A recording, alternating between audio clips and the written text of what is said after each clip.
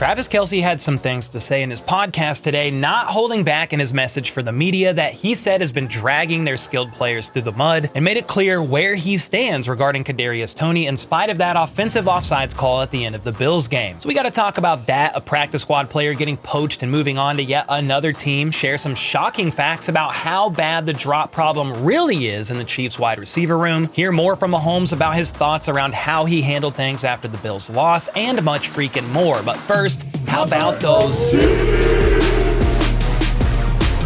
All right, first up, it was reported earlier this week that the Chiefs were granted a roster exemption for wide receiver Justyn Ross returning from suspension. So he can practice but not play until he's restored to the 53-man roster. A while back, the Chiefs were granted a roster exemption for defensive end Charles Omenihu, and I believe he returned Saturday of that week to play in the very next game. So could Justyn Ross return to play against the Patriots? Well, in theory, yes. He can. Andy Reid first wanted to see how Ross looks this week out at practice, as Ross hasn't been able to practice with the team for 6 weeks. And you can see here from PJ Green, Pete Sweeney, and others that Ross was indeed back out there practicing today. So yeah, I personally wouldn't be surprised if Ross did not suit up to play right now, considering there's not really an issue of depth due to injuries at that position group. As frustrated as we are with them, that is not the reason, but we will have to wait and see until later this week. The wide receiver room is certainly in a weird spot regardless of the health of the room and the depth, as Sky and MVS's snaps have gone down in recent games. Rice's has gone up. Then you have Mecole Hardman, soon to return from IR, as well as Ross from suspension. And on top of that, Richie James has also recently returned from IR and is getting worked into the mix also. So your guess is as good as mine regarding Justyn Ross and if he actually sees any real playing time soon. Anyway, some more good news is that linebacker Drue Tranquill was also seen out there at practice, which is a good sign and means he's trending upwards towards playing this week after suffering that concussion early on in the Packers game. And while Nick Bolton and Drue Tranquill have played a bit together this season, most of it has had Bolton injured, with Tranquill stepping in for him. And then last week, Bolton returned, but Tranquill was out. So I'm excited to have them both out there together at times on the field, hopefully this Sunday. So there's the good news, but as for players who didn't practice today, Andy Reid spoke to the media and said Donovan Smith, neck stinger, Isaiah Pacheco, shoulder, and then Mike Edwards and Leo Chanel sickness were the 4 out for Monday's practice. And while I hope Donovan Smith heals up quick, I am excited about the rookie Wanya Morris and how he's been looking in his limited sample size so far at left tackle. As for Pacheco, they're being vague about it, initially calling his injury a shoulder contusion, and today Andy simply said, quote, he's still dealing with the shoulder. So I have no idea the severity of the injury, though maybe some good news is Pacheco was indeed at the Bills game last week on the sideline, and the fact that he hasn't been put on IR yet hopefully means it's not a more serious issue. And even though they could still put him on IR, and even though this is the same shoulder he had off-season surgery on, hopefully it's nothing too serious and he's back out there sooner rather than later. Either way, in theory, this should be a good game for him to rest up and get healthy as the Chiefs go to New England to take on the 3-10 Patriots. And while you can never take any team or game for granted, the Chiefs should hopefully win this game. Please, God. Next up, when it comes to food, me and my family are huge on protein as the main source of every meal, and that's why Good Chop, the delicious sponsor of today's video, is something my entire family thoroughly enjoys. Good Chop delivers customizable boxes full of seafood, beef, chicken, and/or pork products that's sourced from American farms and fisheries right to your front door. And this not only keeps the food fresh, but allows you to skip the lines at grocery stores while still being able to trust that the quality of cuts coming your way is top notch. You heard me right. They support local family farms and independent ranchers right here in the US. And once you order, they'll ship it straight to your front door via a convenient contact-free delivery in an insulated box to keep the food frozen. Good Chop prides itself on sourcing beef that comes with no antibiotics or added hormones ever. And with over 60 high-quality cuts to choose from, there's definitely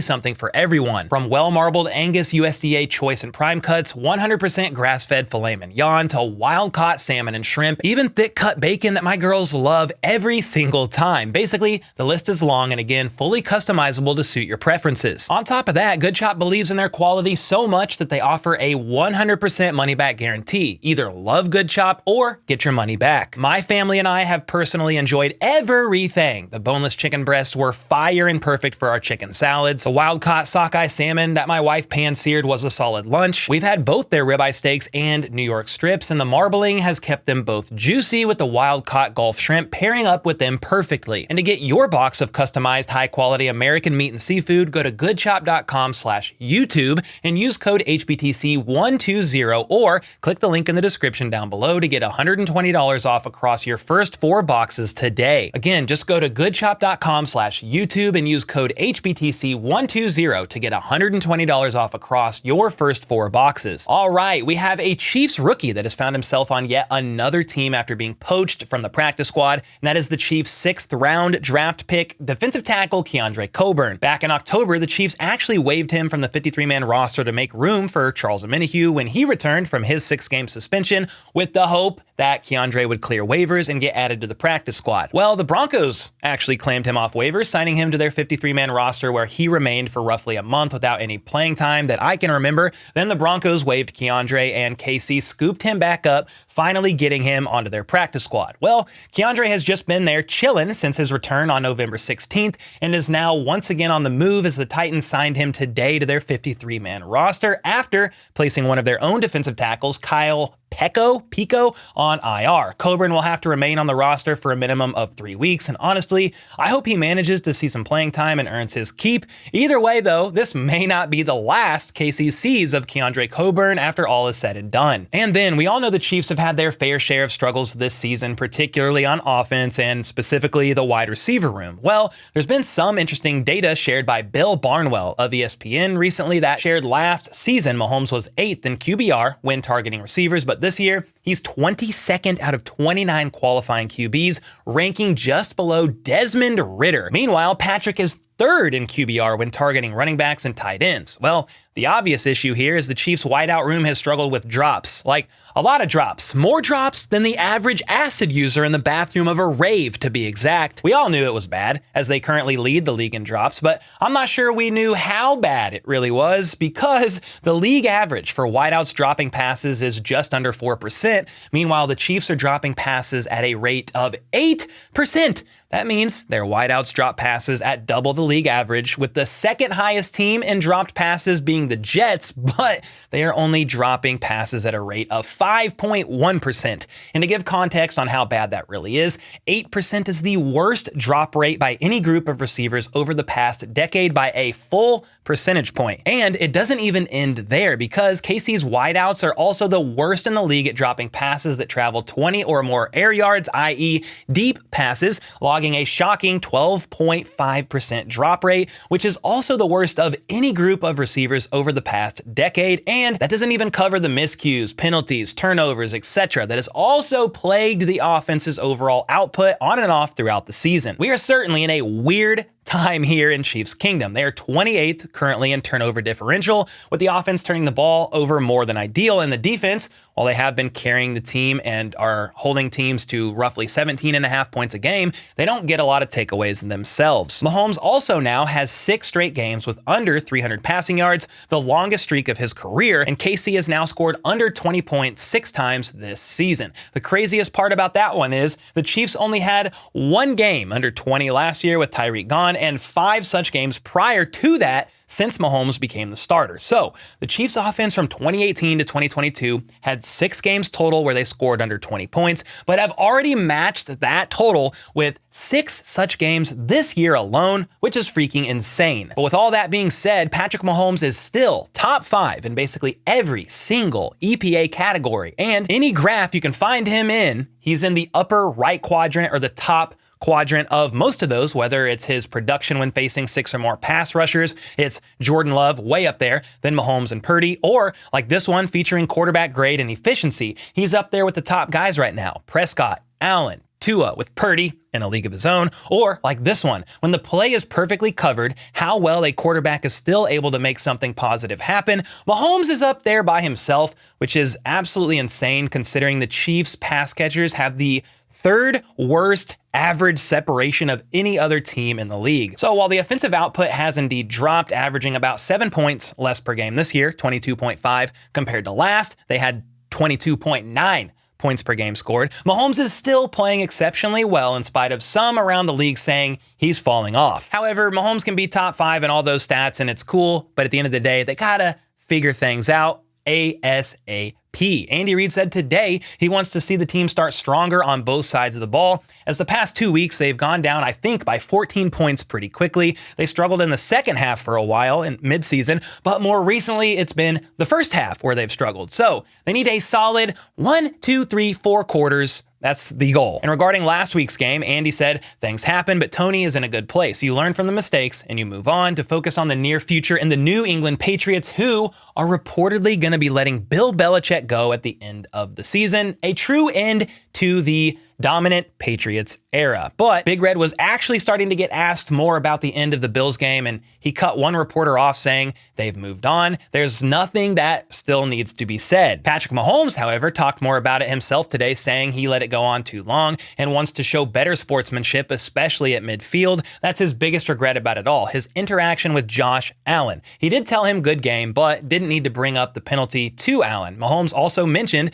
that he talks with Josh a lot and said he and Josh are all good, but wants to keep their conversation private, which I took to mean he did indeed reach out to Allen personally to apologize in some fashion sometime after the game. He reached out to me and I was just like, it's football, it's a game of emotion. I know he didn't mean anything by it. I know the cameras kind of caught the last few seconds of what we were talking about, but he's an ultimate competitor. He wants to win, and that's why he is who he is. Patrick said he just really cares about the team, so his emotions were shown on the field, but not in the best way, and now he's simply focusing on getting better with the team and moving on to New England. And defensive tackle Chris Jones spoke about this briefly as well, saying the team looks at Patrick as nothing but a hell of a leader, and he needs to keep that fire up and bring it into the next game because the energy is contagious. Chris Jones also commented on his quote-unquote argument with Joe Cullen on the sideline during the game, noting that, quote, it was nothing, just two competitive spirits having a conversation. It's been like that plenty of times, says Chris. He just hates that this time the cameras caught it. He also noted that the tablet Cullen slammed right onto the ground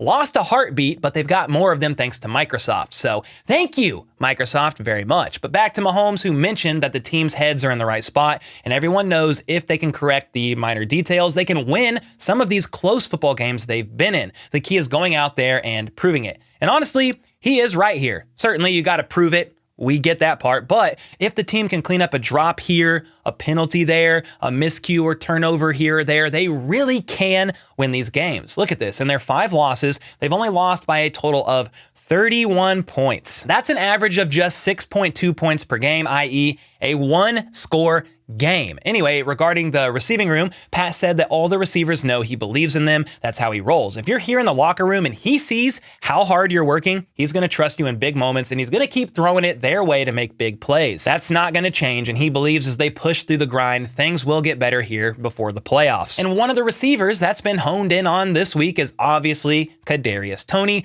who was flagged for the first time ever in Andy Reid's history as a head coach for offensive offsides, negating that wild Kelce lateral play for a touchdown. We all know how that went. Not here to get into that mess again, but Mahomes said his message to Toney was simply to keep being you. Mistakes happen, but the key is, how do you bounce back from that adversity? The response is the key. Tight end Travis Kelce also had some thoughts to share about Toney in his podcast today, and honestly, I have a lot of respect for him and how he went about it. He didn't start out specifically talking about Toney though, but about these skilled players in general on the team. We're not rolling like we have been in the past, man, and there's a lot of media pointing fingers at some of the skill players that we have. I say that. I felt like you guys had to feel that, whoever's talking shit on the skill players in our offense right now, man. Kelce said, this is a group effort, not just one person, and he knows by watching the film that these guys have what it takes. They can play this game and they can have success with them. It's just the penalties and turnovers, mainly in critical moments. It's definitely frustrating, but a lot of it is self-inflicted, and moving forward, it can get fixed, though he did admit he sounds like a broken record because they've been saying this, but he doesn't give a damn. KC is 8-5 amongst the top of the AFC, and every week they are battling their tails off and trying their best, figuring out who they are, though things do look different this year, which I took to mean the obvious. KC is a defense-led team for the first time in the Mahomes era, and he's confident they are going to get these little things figured out when it matters most. He also made sure to let everyone know that he's also very confident in Kadarius Toney. I love KT. If we get the opportunity again, I'm going to throw that shit right into his chest again. And I got all the faith in the world. That dude, he's one of our best players, man. You turn on the film, you watch what he does when the ball's in his hands, and you can't tell me you don't want that guy in your team, man. So everybody hating on KT right now, man, I'm not trying to hear that. You can fucking miss me with it. I'm trusting in 1-9 every time he's out there on the field. A strong statement from one of the bona fide leaders of the team to instill confidence into the young buck Kadarius Toney. You can tell this team really cares about each other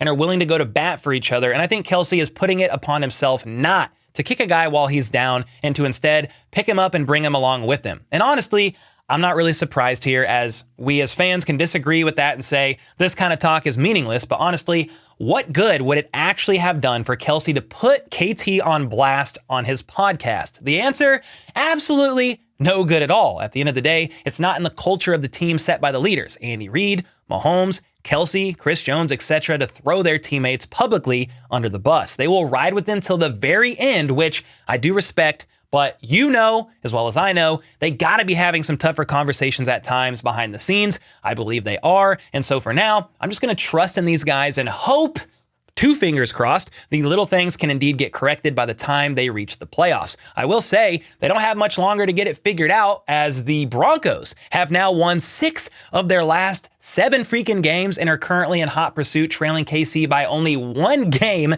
at the moment, which is ludicrous. But with all that being said, what do you guys think about Kelce's statement regarding Kadarius Toney, sticking up for him, calling out the media, and really picking him up during this time? Do you agree it was the right call, or where are your thoughts about all this currently? Make sure to let me know in the comments down below, and until next time, let's go. Let's freaking go. How about those?